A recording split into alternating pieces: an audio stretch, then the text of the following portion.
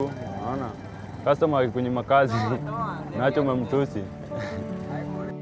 Most of them were addicts, especially in Syria, because of the availability of cheap alcohol around and poor role modeling. Hii ni story yangu.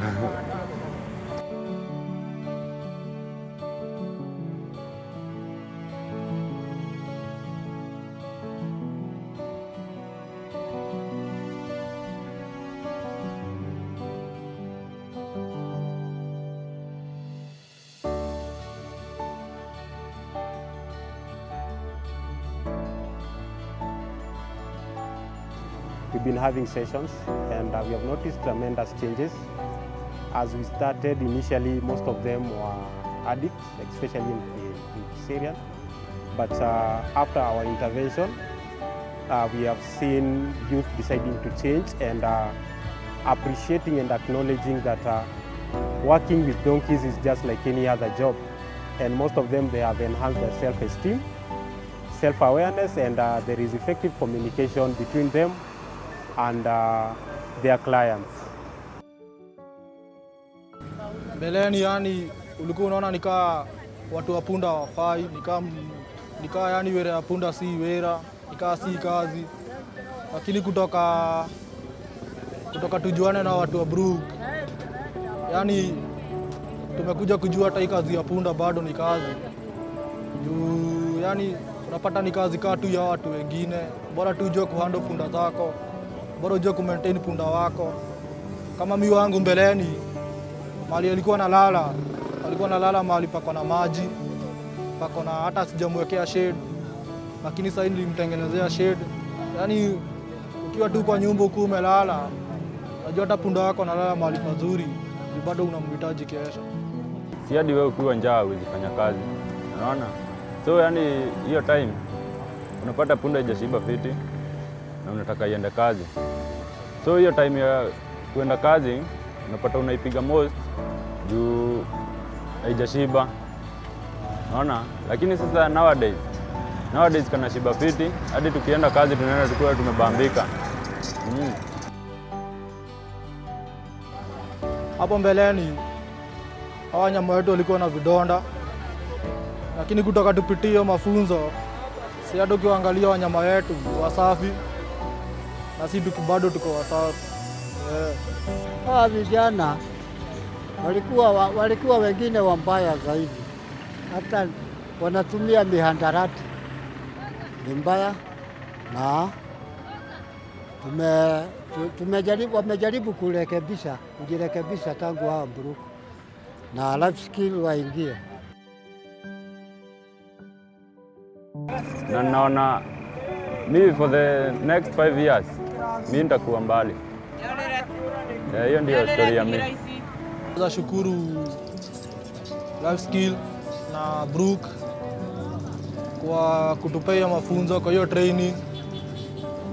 Hiyo training imetusaidia sana. Juu sasa hii unapata hadi sasa hii tuko wasafi. Mimi ungenipata nikiwa msafi hivi. Nilikuwa napata tuko wachafu, hadi tulikuwa tumekaa hiyo base ya punda. Yaani mtu tu anakuja anajua tu wewe ni wa punda, lakini sasa hii wanajua. Sasa hata akikuja anashindwa, lazima akuuliza kama unaenda na punda juu umechange, umebadilika.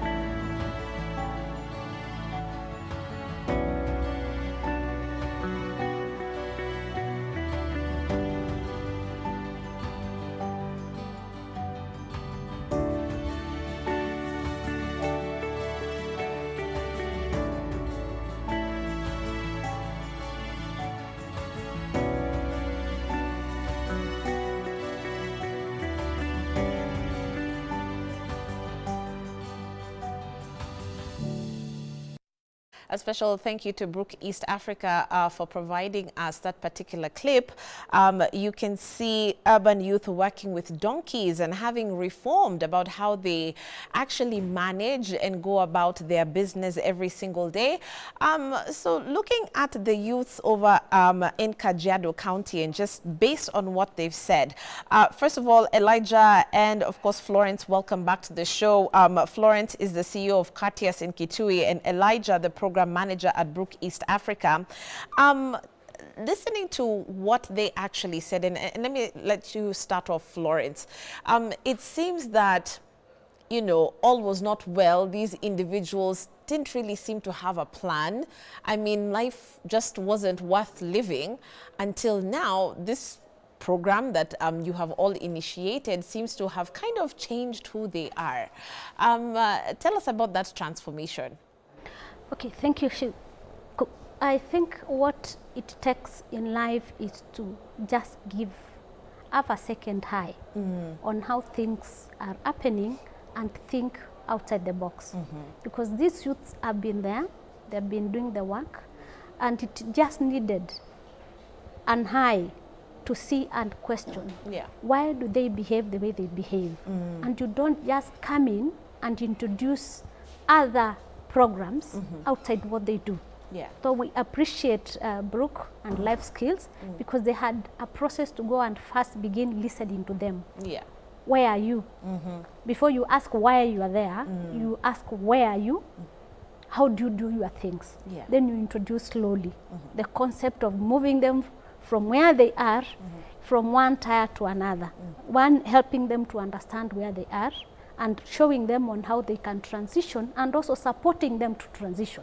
So that kind of engagement, learning, exchanging from each other, and support system has been able to transform them from where they are to where they are today. And we can see there's change.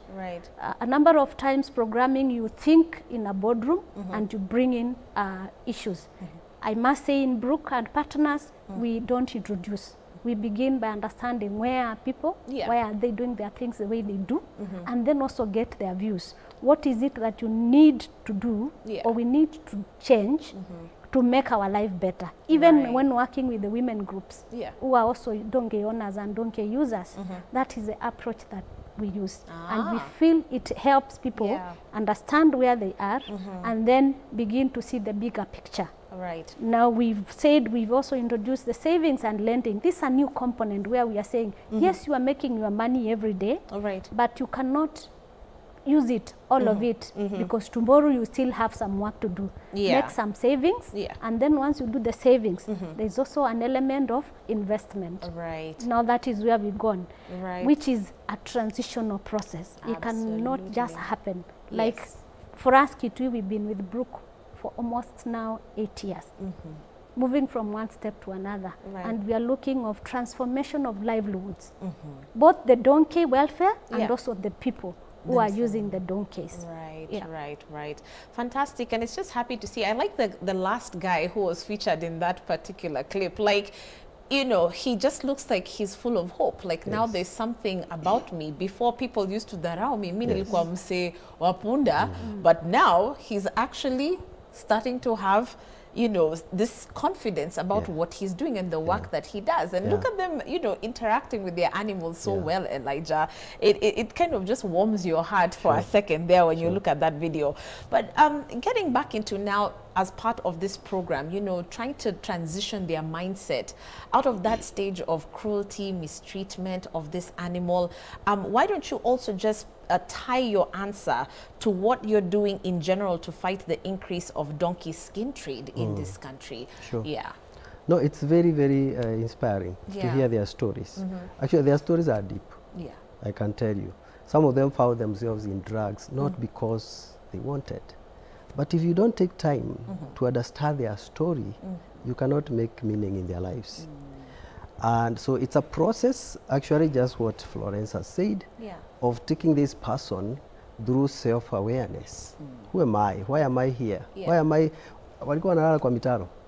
As this old man will tell you, their chairman is an elder. He was like, things are bad, actually he says, you guys, mumenisaidia hawa ni kama swara nimetoa kwa msitu. You know, there's no way I could have heard of these men, these children of my on my own, and for sure that process of saying self-aware, self-acceptance, amejikubali. Hii ni kazi kama nyingine. Actually, hii ni kazi better kuliko ya mjego. Then they accept themselves, and you build their self-esteem. From there, then you can even talk about welfare. Yeah. Because before hata hawagekaa kwa kikao.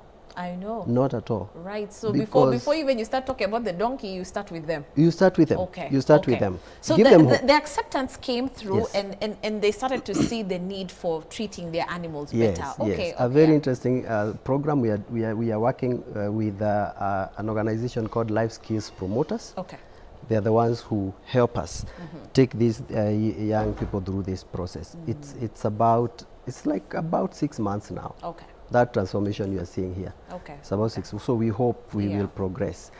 So I think having said that, we want to see more of youths going through this, and then they can make meaning with their lives, and they don't have to look for kazi nyingine. Right. You know? Okay. Okay. So yeah. So you are going on to that point about the donkey skin trade issue. Yes, and the cruelty towards these animals. Yes. Yeah. There's a history. I mean, we have a situation where in this country now, in 2016, we introduced this new concept of kuuza ngozi ya punda China. Right. Because of many other global factors. And that led to a surge of, slaughter or clearance actually of donkeys in this country. Because the Chinese came with a very nice proposal to say we need the donkey's skin to go and make beauty products for our women. Yeah. But also other enhancement things for men, Yeah. very lucrative. You see? All sorts of things on All the sorts shelf. of things on the shelf. Yeah. And so we bought into it. Yeah. We opened that trade. Became a black market. Yeah. It became a black market. It was also legal then. Yeah. Actually, there were 4 legal slaughterhouses that were licensed by the government, and they were slaughtering about 1,200 donkeys every day. So the effect of this was what on the communities? The effect of this, first of all, the population of donkeys slumped from 1.8 million to 1.1 million over 3 years. Because donkeys are hard breeders. They don't give, birth just like other animals. They are very unique, by the way, if you understand the anatomy of donkeys. No wonder Jesus used this animal. So I think it is at that point, even the government, we engage the government a lot to say this trade is not sustainable. They are clearing our donkeys and the livelihoods, as Florence is saying, and as we are seeing. We did a research with Carol in 2019 and realized that over the next 4 years, the trade we were in, by 2023, if nothing was done, we would have seen the last of our donkeys. Oh, wow. At that trade. Yeah. So that was 2019. Jeez. And thankfully to the government, then they banned the trade in 2010. Right, right. But ilikuwa imeshika mizizi, so the black market has continued. Right. So this is where you're seeing now the slaughtering in the bushes. This is what you're seeing and now. All that, and a lot of theft. A lot of theft, a lot of theft, and then they have realized kumbe hata hii nyama tunaweza uza. I know. That is now the value addition to the slaughter. To the slaughter.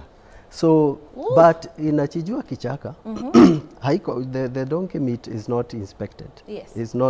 It's not gazetted as for inspection. So huwezi ipata kwa butchery. Unasema nikatie hiyo nyama ya punda per day. So it's not inspected. There are many other public health issues with it. They are being slaughtered in the bush, not inspected, put in gunny bags, very dirty, and then we are eating. And let me tell you, we're just over here feeling that, oh, me, I know where my kinchinjio. Don't be so sure. Don't be so sure. Brenda, you probably eaten a donkey and you don't be so sure. Bama ziko. It's wanapeleka true. Bama. Yes. Wanapeleka Dagoretti. Oh, you God. go there. Even, and even high-end hotels. I tell you, we have confiscated nyama ya punda kwa Prado. Wow. All for the sake of just earning, for profit. Of course, because it's cheap. It's cheaper. It's cheaper meat. And then now you can sell it off as something else. Yes, and it just takes one donkey to have what we call zoonotic diseases like rabies and anthrax. Yeah. then we'll be talking about other stories in this country, especially this Nairobi. Right. And that's why we are engaging the government Yeah. right now to say no. Besides the welfare, of course, we want to save our donkeys. That's why we banned the trade. Yes. But now the bigger factor now is food safety. Food safety. Yeah. And of course, you know, Kenyans, donkey is not our delicacy. So let's, I mean, and God gave us goats and all these other things. The donkey was designed for work and for these other social agenda, not for consumption. food, not for consumption.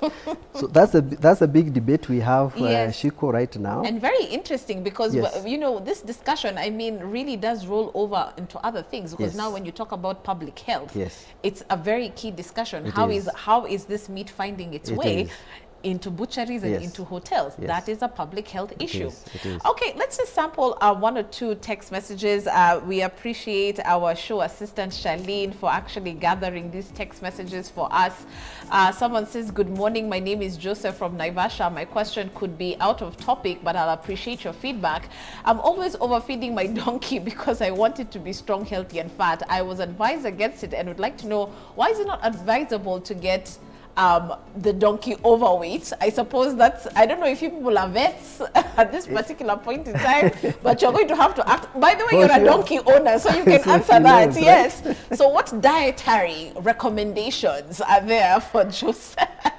Okay, I must say I'm not an expert in that. Yes. But ideally what we say, it's the concept of our feeding might not be, I don't know how he measures that. Because I think the donkey might be taking what is enough for it. Yes. And if it is a working animal, I don't think it can get to that extreme. What is important is to ensure that it is fed and it is healthy to serve the work that it does. Part of being too fat, I can't. That is maybe it's able to do more tricky. work here, the chubbier. Yeah. And also just to add on to that particular point, because when you think about the investment we put in cattle, you know, whether it's your goats, your pigs, your what, people actually invest in vet services. Sure. You wonder why that's never done for a donkey. I may have never heard of anyone calling the vet because of a donkey ever, right? Sure. So these are the things we're talking about, putting the same investment in them. Actually even vets themselves will go to a homestead, treat every other animal. They see a sick donkey there. And they just don't attend.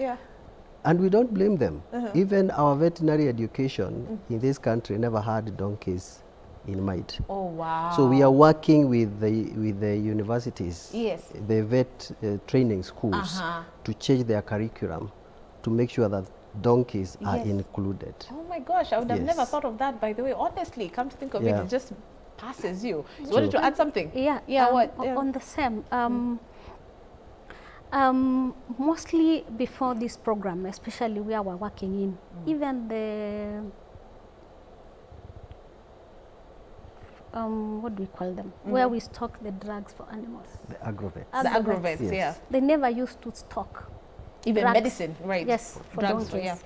And this has been our core area where we had to mobilize them, engage them, make them understand the purpose. Of course, also working with the donkey owners and users to make them understand it is equally important when a donkey is unwell to look for a vet doctor, have the donkey treated by the professionals, not quacks. Not quacks. Okay. Yes. Okay. And it has worked very well. Most of the agrovets are now stocking drugs, and now farmers or donkey owners are calling in vets to attend to their donkeys, even on minor things like wound management, where the rope has taken too long, there's a wound, they invite them for better treatment. And I think that's a plus for this program.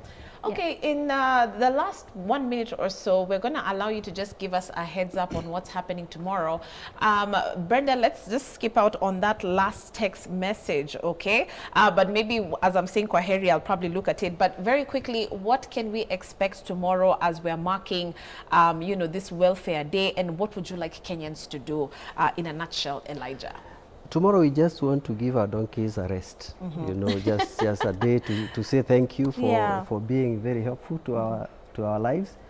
and tuipatie treat, you know. Yes. Tuipatie treat treat. ni gani? So treat Yeah. will be, you know, gathering them even with flowers. Yeah. So we are also inviting guys who can bring some flowers Right. to our donkeys. Yeah. And have a bit of treatment in these areas we'll be celebrating. Yeah. We'll have clinics with vets, the same guys we are now trying to say you can treat a donkey. So it's a whole combination of activities. Yes. And also having the governments, the county governments join us to say we will put resources. As we put resources for cows, we will put resources for donkeys as well. Yeah. And the owners to come and could enjoy with their donkeys. Actually, it's just a rest day for the donkeys. Like so we'll have clinics, Yeah. veterinary treatment, you know, manicure, pedicure. By the way, puda zinafanyiwagwa. Hii ya mguu inaitwa nini? Pedicure. Pedicure. Yeah, the one for the hoofs. Yes. So we will have a bit of that, a bit of grooming, Yes. giving them some fresh water, you know, and some feeding. Okay. And we'll also have some children who are part of our program, you know, coming to tell the society, please, let's have a better future. I mean, a better generation in the future that cares for their animals, including the donkeys. All right. My director tells me we are totally out of time, but Brenda, yes, as we're saying Kwaheri, let me just say a big thank you yet again to you, Florence Ndeti, for making time this morning. Thank you. CEO of Cartiers in Kitui, Elijah Mithingi here. Oh my God, what a personality. Program manager from Brook East Africa, who has brought, by the way, the humor onto this show. Please do your part in obviously saving this particular animal. We do know that it does play a significant role. Thanks so much for joining us. Let's leave it there so that we can allow the team from Interactive to get on set. We'll see you very soon. That's actually on Monday on the next show on K24 this morning. Have a blessed day up ahead. Bye-bye. Thank you, Flo. Thank you, Elijah.